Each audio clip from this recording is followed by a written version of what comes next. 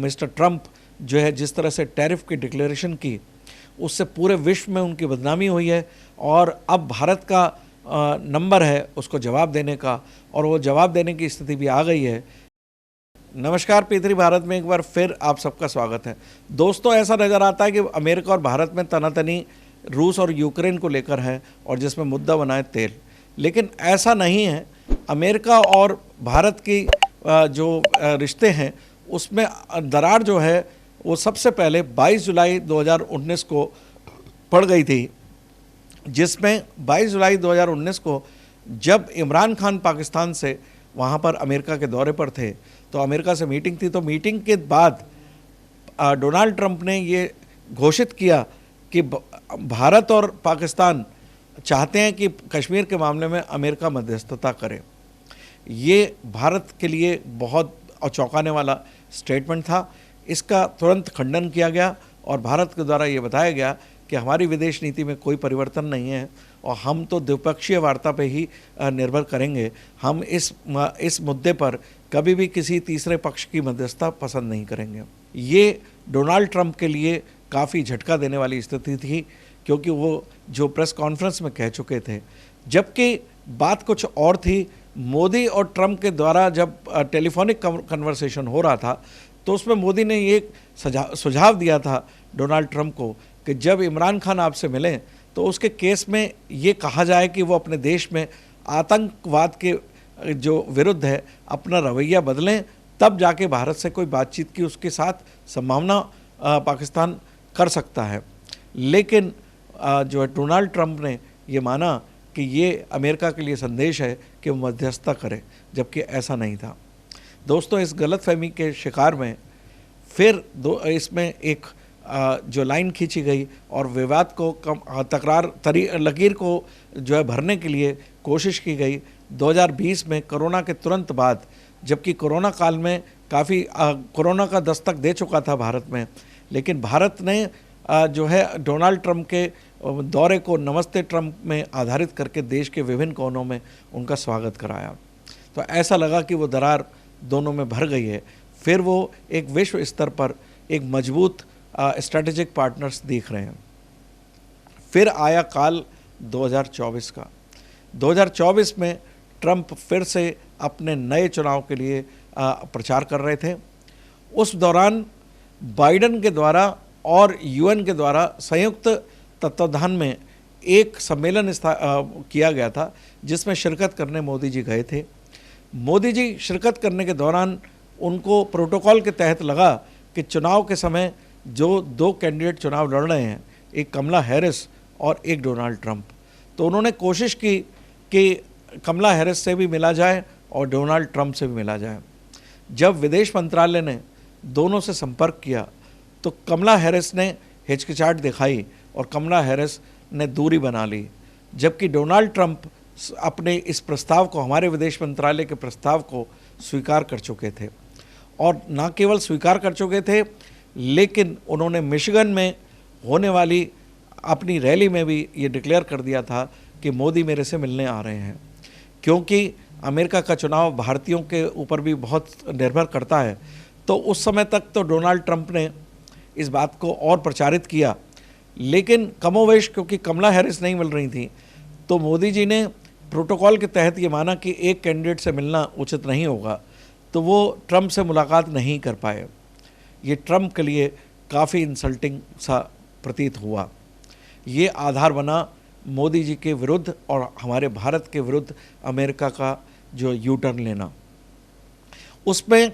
अगर आपने देखा हो कि 2024 तक तो ट्रंप बहुत चुपचाप रहे, क्योंकि उन्हें भारतीय लोगों के भी वोट चाहिए थे अमेरिका में, क्योंकि भारतीय वहाँ पर बहुत हैं, और मोदी जी ने भी उनका समर्थन अप्रत्यक्ष रूप से किया। और ये माना जा रहा था कि डोनाल्ड ट्रंप यदि वापस आते हैं तो मोदी के साथ अच्छे रिलेशन और मजबूत होंगे। डोनाल्ड ट्रंप जैसे ही जीत कर वापस आए तो उन्होंने जैसे ही मोदी जी को मीटिंग के लिए अमेरिका में बुलाया, तो उन्होंने बाद में ये डिक्लेयर किया कि भारत हमारा बहुत अच्छा दोस्त है, मोदी जी बहुत ही सच्चे दोस्त हैं हमारे, लेकिन भारत हम पर बहुत टैरिफ लगाता है और बहुत क्रूर बिजनेसमैन भारत है, हमारे अमेरिका के प्रोडक्ट्स पर काफ़ी टैरिफ लगाता है। ये दोस्तों मुझे लगता है कि यहाँ से ट्रंप ने अपनी पुरानी दुश्मनी को बदलने का निर्णय लिया था और भारत के संबंध उनके साथ तनावपूर्ण हो चले थे। ऐसी स्थिति में एक और काम हुआ कि जब ऑपरेशन सिंदूर हुआ, ऑपरेशन सिंदूर में जिस तरह से भारत ने पाकिस्तान पर अटैक किया और उसमें जो एक एयरबेस था, ऐसा प्रतीत होता है कि वो अमेरिका के कंट्रोल में था। जब अमेरिका के कंट्रोल वाले एयरबेस पर हमला किया गया भारत के द्वारा, तो अमेरिका ने, ऐसा लगता है कि भारत से उनके उपराष्ट्रपति ने बात की। तो जब भारत ने परिस्थिति भांपी कि ये परमाणु का जो एयरबेस है उस पर नुकसान हो सकता है संसार का, तो उन्होंने पाकिस्तान के अधिकारियों के द्वारा की गई बात पर, ये जबकि उपराष्ट्रपति ने, अमेरिका के उपराष्ट्रपति ने तो भारत को ये सूचित किया था कि उनका भी एयरबेस हमारे कंट्रोल में है, तो ये ध्यान में रखा जाए। तो ऐसी स्थिति में विश्वव्यापी बातें समझते हुए भारत ने उसको वापस कर दिया। लेकिन ट्रंप ने इस बात का भी फ़ायदा उठाया और उसमें ये कहा कि ट्रंप जो हैं इन दोनों के बीच में युद्ध रुकवाने में महत्वपूर्ण भूमिका निभाई है, और मोदी जी ने जो युद्ध रोका है वो ट्रंप की धमकी के बाद रोका है। ऐसा उन्होंने कई बार रिपीट किया विभिन्न अपनी रैलियों में और अपने संबोधनों में, लेकिन भारत ने हर स्तर से इसका खंडन किया। यहाँ तक कि संसद में भी इस बात का खंडन किया गया कि किसी तीसरे देश के कहने पर हमने ये ऑपरेशन सिंदूर नहीं रोका है, और ये ऑपरेशन सिंदूर अभी भी जारी है और फ्यूचर में भी हो सकता है। ये ट्रंप के रिश्तों में, अमेरिका के रिश्तों में भारत के साथ एक टर्निंग पॉइंट और ज़बरदस्त था। दोस्तों, इस बीच में मैं एक बात और आपको बताना चाहूँगा कि जब मोदी जी ट्रंप से मिलने गए थे तो उसमें एक गलती और हो गई थी कि एलन मस्क जो हैं वहाँ के जो व्यापारी हैं, उद्योगपति, वो ट्रंप की मीटिंग मोदी जी से पहले मोदी से मुलाकात कर चुके थे। ये बात भी मिस्टर डोनाल्ड ट्रंप को बहुत बुरी तरह से खली कि उनके देश का एक बड़ा उद्योगपति मेरे से मिलने से पहले मोदी जी से मिल रहा है। तो ऐसे करके एलन मस्क से भी रिश्ते अमेरिका के और अमेरिका प्रशासन के आप सबके सामने हैं, और एलन मस्क और डोनाल्ड ट्रंप आमने सामने हैं। एलन मस्क ने भी अपनी एक अलग राजनीतिक पार्टी बना ली है और महत्वाकांक्षा दिखाई है कि आने वाले समय में जैसे एक उद्यमी डोनाल्ड ट्रंप अमेरिका का राष्ट्रपति बन सकता है, तो एलन मस्क क्यों नहीं। तो इस तरह से उनको लगता है कि ये मोदी जी के उकसाने से एलन मस्क सामने आए हैं, और एलन मस्क ने और एप्पल ने, दोनों ने अमेरिका को झटका दिया, और एप्पल ने हमारे देश में अपने प्रोडक्शन को जारी रखा, जबकि डोनाल्ड ट्रंप एप्पल से भी कह चुके थे कि वो अपनी वहाँ से फैक्ट्रीज़ को समेटे, लेकिन वो भी बात नहीं मानी गई, और टेस्ला भी भारत में प्रवेश कर जा चुकी है। ये सारे आधार डोनाल्ड ट्रंप को हिलाने वाले थे, और इसमें आखिरी कील ठोकी गई विवाद में जो वो उस समय हुआ कि जब G7 की मीटिंग हो रही थी, तो G7 से जब मोदी जी लौट रहे थे और उसमें मोदी जी को ट्रंप का फ़ोन आया कि वो वहाँ से अमेरिका से होते हुए जाएं, जिसमें अमेरिका में पहले से ही जो है डोनाल्ड ट्रंप ने उसको आसिम मुनीर को, वहाँ के पाकिस्तान के सैन्य अधिकारी को बुला रखा था, और ऐसा खतरा था भारत के साथ कि अमेरिका के डोनाल्ड ट्रंप मोदी जी के साथ वही व्यवहार कर सकते हैं जो उन्होंने जेलेंस्की के साथ किया था, और वो इमरान जो है सैन्य अधिकारी के सामने मोदी जी को बिठा सकते हैं, जो भारत के लिए काफ़ी कष्टदायक होता। ऐसी स्थिति से बचने के लिए मोदी जी वहाँ से वापस आ गए। ये डोनाल्ड ट्रंप को लगा कि उनके आदेशों और उनके सुपर पावर को चैलेंज है, और इसी चैलेंज के अंतर्गत वो बौखला गए, और उनकी बौखलाहट का नतीजा सामने आया कि उन्होंने भारत को एक आधार दिया। वो ये बात तो नहीं कह सकते थे कि हमारा जो विवाद के कारण बहुत सारे हैं, लेकिन उन्होंने एक विवाद का मेन मुद्दा उठाया और एक धमकी दी कि अगर भारत रशिया से तेल खरीदना बंद कर दे, वरना हम उनके ऊपर टैरिफ हैवी लगाएंगे। पहले उन्होंने 25% लगाया था, अब उन्होंने पेनल्टी के तौर पर रशिया के तेल आपूर्ति के नाम पर 25% और लगा दिया। ये उनकी खिसियाट का कारण था, जबकि विवाद का विषय तेल नहीं है, क्योंकि अमेरिका भी रशिया से खुद खरीद रहा है और विभिन्न स्रोतों से खरीद रहा है, और भारत भी रशिया से तेल खरीद कर यूरोपियन कंट्रीज़ को भी और वेस्टर्न कंट्रीज़ को भी बेच रहा है। तो ये आधार भी गलत निकला, और इस पर जो है मिस्टर ट्रंप जो है जिस तरह से टैरिफ की डिक्लेरेशन की, उससे पूरे विश्व में उनकी बदनामी हुई है। और अब भारत का नंबर है उसको जवाब देने का, और वो जवाब देने की स्थिति भी आ गई है, जिसमें ब्रिक्स देशों के मुख्य जो देश हैं, जिसमें रशिया, चाइना और हिंदुस्तान, वो एक दूसरे के नज़दीक आ रहे हैं। और इस तरह से ट्रंप और मोदी का जो विवाद है वो अमेरिका और भारत का विवाद बनते हुए बहुत विकराल रूप लेता हुआ नज़र आ रहा है। लेकिन अमेरिका को अभी आने वाले कुछ समय में ये समझ आ गया है, पिछले कुछ ही दिनों में, कि जब से चाइना, हिंदुस्तान और रशिया साथ साथ आने लगे हैं, और वहाँ पर नॉर्थ कोरिया भी अमेरिका का जो धुर विरोधी है वो भी इन सब के साथ आने लगा है, तो विश्व के पटल पर एक नई सुपर पावर्स एक कंबाइंड मैनर में एक अलायंस के रूप में आ रही हैं, जो डॉलर को चुनौती देंगी। तो ऐसे में मिस्टर ट्रंप को अपने सारे विवाद जो एक परिस्थितिवश हुए हैं, इंटेंशनल नहीं हुए हैं या स्ट्रैटेजिकल हुए हैं, उन सबको भूलना पड़ेगा। और भारत के साथ रिश्ते शायद, मुझे नहीं लगता है कि वो इतनी जल्दी सामान्य कर पाएंगे।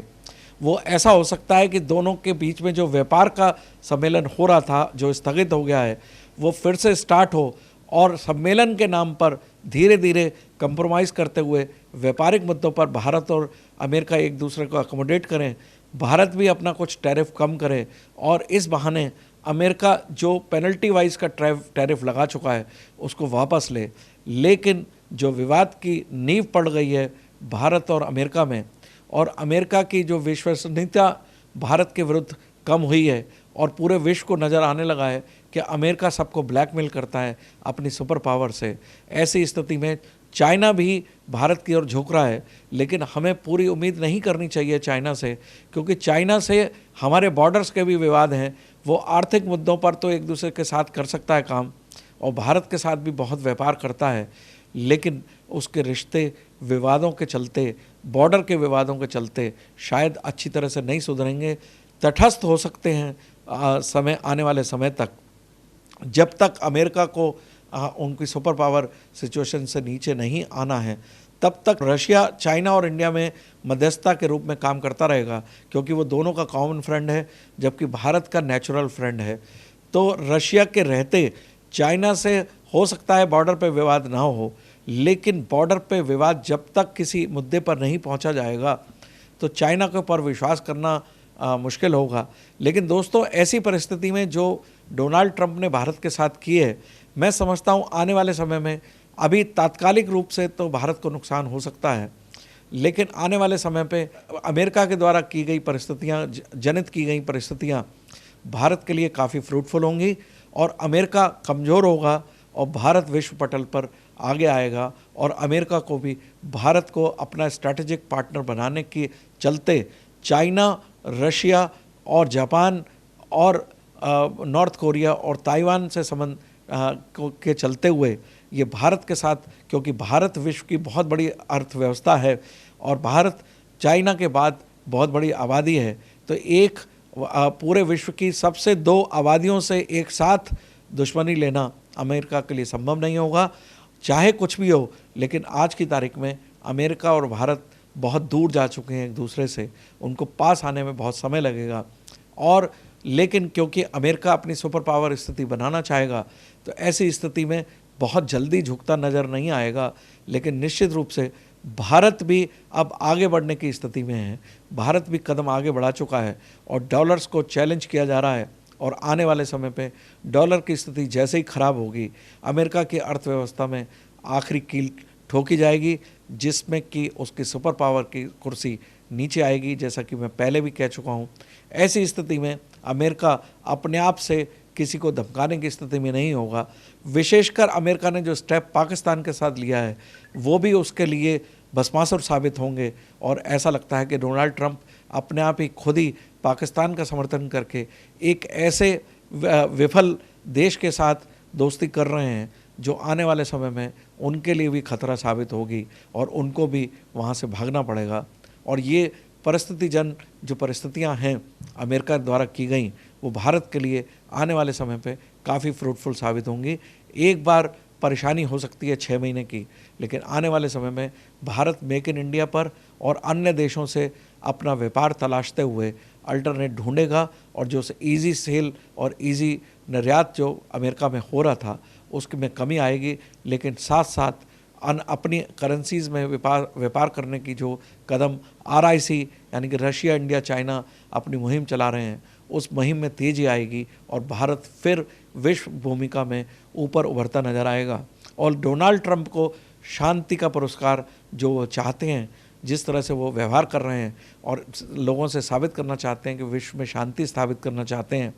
जबकि विश्व उनको विपरीत परिस्थितियों में देख रहा है कि वो विश्व के विभिन्न देशों में शांति पसंद नहीं है। आइए देखते हैं आगे क्या होता है। डोनाल्ड ट्रंप के द्वारा किए गए अमेरिका के नागरिकों को क्या क्या भुगतना पड़ेगा, क्योंकि वहाँ पर महंगाई बढ़ेगी और निश्चित रूप से अमेरिका के लोग डोनाल्ड ट्रंप को पसंद नहीं करेंगे और उनकी कुर्सी खतरे में पड़ेगी, ऐसा मेरा मानना है। धन्यवाद।